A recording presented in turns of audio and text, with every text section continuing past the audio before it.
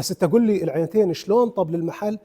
وشلون باقي الفلوس. على طريقة أفلام عادل إمام الكوميدية، قام زبون دائميون لأحد محال بيع المواد الغذائية في منطقة جميلة ببغداد بسرقة 18 شدة وشدة تنطح شدة من المحل اللي كان أول محل يعني مأمن به وهو معميله، من خلال عمل فتحة في سقف المحل والنزول منها على طريقة توم كروز بالمهمة المستحيلة ميشن امبوسيبل، وقيامه بتعبئة الحقائب التي كانت بحوزته بالمبلغ المسروق وقدره 180 ألف دولار والهروب. هنا قامت عيون شرطة مفارز قسم مكافحة إجرام الصدر الأول بتعقب الحرامي وإلقاء القبض عليه بعد ساعات فقط من خلال متابعة ميدانية دقيقة وبإشراف قائد شرطة الرصافة اللواء شعلان علي صالح، وضبط بحوزته المبلغ المسروق اللي هي 18 شدة طبعا، وتم إيداعه التوقيف واتخاذ الإجراءات القانونية اللازمة بحقه.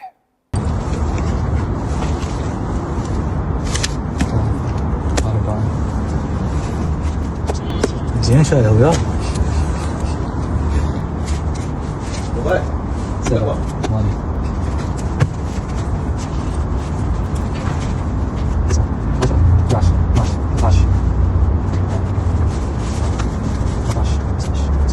16 جد بكت من المحل العراقي 9 ملايين